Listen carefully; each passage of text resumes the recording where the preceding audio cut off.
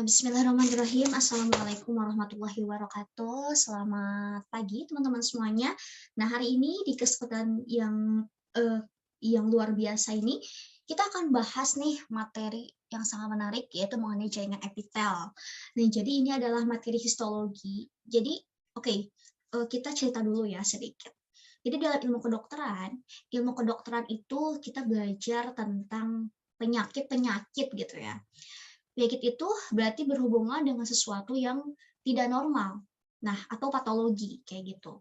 Nah, terus kalau sesuatu yang normal itu disebut dengan ilmu fisiologi gitu. Jadi kayak membahas tentang suatu kerja atau fungsi organ normal tubuh itu seperti apa, itu fisiologi. Terus dalam organ apa manusia gitu ya, ada bagian-bagian gitu ya, ada bagian contohnya ada bagian mata, hidung, terus nanti dibuka-buka lagi itu apa. Nah, itu disebut dengan anatomi. Jadi membahas tentang struktur atau morfologi atau sesuatu yang terlihat gitu ya bagian-bagiannya. Jadi secara makroskopik gitu. Jadi bisa dilihat dengan mata telanjang. Terus, nah ini yang paling penting, ini histologi. Nah, histologi itu apa? Histologi itu adalah ilmu yang membahas tentang jaringan. Artinya, bagian-bagian tubuh yang tadi gitu ya, secara anatomi terlihat dengan mata telanjang, itu di apa namanya, dibuka kayak disayat gitu ya, bikin preparat, terus dilihat di bawah mikroskop. Jadi intinya tuh semacam anatomi mikroskopis lah ya. Jadi dilihat gitu ya, sebetulnya kalau dibuka itu di dalamnya tuh apa gitu, jaringan-jaringannya itu apa gitu yang di dalamnya. Jadi kita tuh bisa tahu dasar atau basic science dari sebuah penyakit dari ilmu-ilmu kayak anatomi, fisiologi, histologi. Itu kan penting sekali ya untuk menunjang kita bisa memahami clinical relevance dan memahami suatu penyakit gitu. Nah, ini histologi. Histologi itu ilmu tentang jaringan kayak gitu. Nah, jadi kan tubuh manusia itu disusun atas sel, disusun iya betul atas sel. Sel ini kan terdiri atas juga dari atom, molekul, makromolekul, organel-organel yang membentuk sel gitu ya. Sel dengan sel bekerja sama memiliki fungsi dan struktur yang sama, itu disebut dengan jaringan. Nah, jaringan dengan jaringan bergabung itu organ, organ dengan organ bergabung jadi sistem organ dengan sistem organ ya jadi tubuh manusia secara utuh seperti itu. Nah, sekarang kita balik ke histologi. Histologi itu adalah ilmu tentang jaringan. Nah, ada jaringan itu sebetulnya ada 4 jaringan dasar yang harus kita ketahui gitu. Pertama ada jaringan epitel, kedua ada jaringan ikat. Epitel itu semacam kayak pagar-pagarnya gitu ya, kayak proteksi pelindung. Intinya tuh yang mengelilingi lumen biasanya gitu. Terus ada jaringan ikat itu kayak penyokong, terus ada jaringan saraf, terus satu lagi ada jaringan apa satu lagi tuh jaringan otot ya, jaringan otot. Jadi itu 4 jaringan besar. Nah, di kesempatan kali ini kita akan bahas tentang jaringan epitel. Epitel ini menarik ya dan memang cukup mudah untuk dipahami insyaallah ya. Bismillah. Next aja dulu kali ya. Nah, jaringan epitel. Jadi jaringan epitel ini banyak sekali gitu ya jenisnya. Ada epitel selapis, ada yang berlapis. Jadi terus ada yang epitel gepeng, ada yang kuboid, ada yang silindris, ada yang bertingkat transisional, dan juga dilihat juga dari struktur yang nempel di atasnya. Jadi untuk penamaan dari nama epitel ini itu bergantung pada jumlah lapisannya. Ada yang satu lapis, ada yang berlapis-lapis, dan juga bergantung pada bentuk selnya gitu ya, gepengkah, kuboid atau kubus, terus ada silinder kayak gitu bentuknya, dan juga bergantung berdasarkan atas ada yang nempel nggak sih di atasnya gitu, apa kayak silia, sel goblet gitu ya, keratin gitu-gitu. Oke, yang pertama nih kita langsung bahas aja ya, ini lewat preparat atau sajian. Biasanya saya ambil dari Trisakti ya, histologi Trisakti itu gambarnya bagus-bagus dan jelas juga. Nah, pertama epitel selapis gepeng. Nah, epitel selapis ya, kalau selapis itu biasanya fungsinya itu filtrasi gitu kan, kayak cuma selapis doang tipis gitu, terus sebetulnya gepeng-gepeng. Nah, terus kita bisa membedakan antara gepeng sama kubus sama silinder itu gimana? Susah sebetulnya, tapi sebetulnya kalau kita teliti juga Mudah sih. Nah, teman-teman bisa lihat ya, di sini kita lihat di nomor 1, di sini ada nih, epitel subs gepeng. Nah, ini ada inti sel, ini bentuknya tuh gepeng. Jadi sebenarnya dilihat aja dari inti sel. Kalau kubus nanti si inti selnya tuh agak bulat, kalau silinder si inti selnya tuh agak tinggi gitu, kayak gitu. Nah, terus ini nomor 2 glomerulus, 3 saluran urin, nefron dalam korteks ginjal. Sebetulnya yang paling penting sih ini yang nomor 1 gitu ya, untuk menunjukin bahwa ini tuh epitel sapis gepeng. Nah, jadi epitel sapis gepeng itu contohnya tuh pada glomerulus, jadi intinya pada kayak filtrasi, terus pada endotel pembuluh darah kayak arteri, vena, jadi kayak lapisan-lapisan tipis-tipis gitu. Terus sebentar ya, aku lihat dulu ininya catatannya. Contohnya tuh ya pokoknya arteri, vena, glomerulus itu harus ingat-ingat karena fungsi utamanya tuh kayak sebagai filtrasi, kayak cuman ya tipis lah selapis doang dan gepeng juga gitu, makanya biasanya fungsinya itu ya kayak gimana filtrasi gitu yang paling inti. Oke. Oke, selanjutnya epitas, oh ini ada juga, oh ini nih ada gambar epitas subs gepeng juga, ini pembuluh darah ya, arteri dan vena kecil dan sedang. Nah, nomor 4, ini ada lumen pembuluh darah berisi sel-sel darah. Ini tuh sel-sel darah gitu ya, lumen. Nah, kalau kita lihat, kalau kita bedakan antara arteri dan vena, kalau menurut dokter yang mengajari aku, kalau arteri itu kan dia itu tekarannya tuh tinggi ya, karena dia tuh berasal dari jantung. Makanya darah tuh cepat banget lewatnya.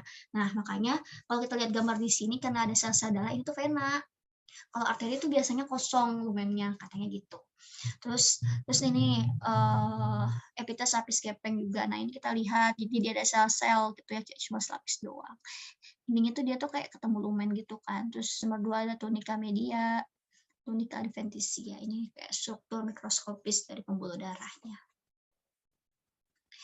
Next, kita lanjut ke epitel lapis kubus. Ya, bukan kubis ya, kubus gitu. Kalau epitel lapis kubus ini biasanya ditemukan pada, jadi kita terus ingat-ingat ya ininya gambarnya. Nah, ini ginjal gitu ya, ini kayak gini lah ya, glomerulus ini tuh. Kalau ini arteri dan vena pembuluh darah. Terus nah ini glandula parotis. Nah, glandula atau kelenjar parotis itu ini di sini teman-teman. Jadi dia itu kelenjar liur ya yang memproduksi mensekresikan saliva gitu. Makanya selapis kubus itu biasanya fungsinya tuh sekresi gitu ya. Intinya saliva. Nah, kalau kita lihat di sini epitel lapis kubus pada ductus secretorius. Nah, ini lihat gitu ya kubus. Ini kalau kita zoom tuh kayak kubus gitu. Nah, kubus itu jadi bentukan selnya itu kayak bulat-bulat gitu ya. Ini kan bulat ya, teman-teman, kayak bulat-bulat gitu. Dan selapis gitu. Nah, ini glandula parotis. Jadi dia tuh yang mensekresikan. Terus ada pars terminalis kelenjar serosa. Ini tuh ya ini kelenjar ya. Jadi terminalis itu adalah bagian yang mengeluarkan sekret gitu. Terus ada serosa. Jadi yang serosa ada mukosa. Kalau serosa itu adalah jernih gitu ya. Kalau mukosa itu kental. Glandula parotis ini gambarnya kurang lebih seperti ini. Ini lapis kubus ingat-ingat. Terus lanjut ke epitel lapis silindris. Tadi kan kita udah kubus, tadi gepeng, kubus, silindris. Nah, silindris sendiri itu kan kalau kita lihat itu kayak panjang-panjang gini kan, kayak memanjang gitu, nempel ke lapisan basal. Nah, ini epitel lapis silindris atau nama lain silindris itu toraks. Nah, kayak gini gitu, kayak panjang-panjang gitu, nempel. Terus ini nomor 2 ada tunica propria, berisi kelenjar fundus. Nah, kalau epitel lapis silindris itu kan bagian fundus itu kan bagian atas ya. Jadi kan kenapa silindris? Kan silindris itu kan lebih tebal ya, lebih tebal gitu. Makanya gaster atau gambung itu kan dia fungsinya itu dia peristaltik dia tuh kayak menghancurkan makanan gitu. Ini perlu epitel yang lebih tebal, makanya dia dikasih epitel lapis silindris. Ingat-ingat ini tuh adalah preparat dari gaster. Ini ada epitel lapis silindris. Next, selain itu juga epitel lapis silindris itu ada yiyunum.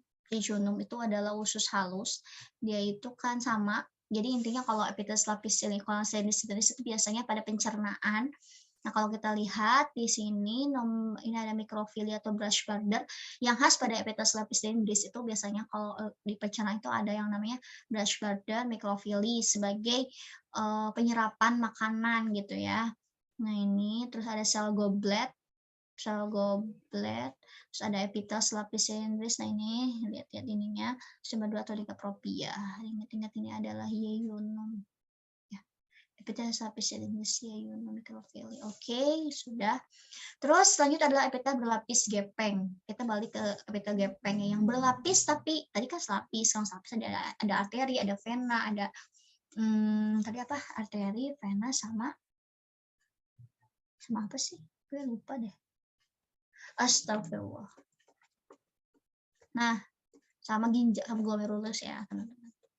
Nah, kalau yang berlapis gepeng, ya kalau berlapis otomatis dia itu sebagai proteksi ya, jadi benteng pertahanannya itu harus kuat si epitelnya. Nah, itu pada esofagus.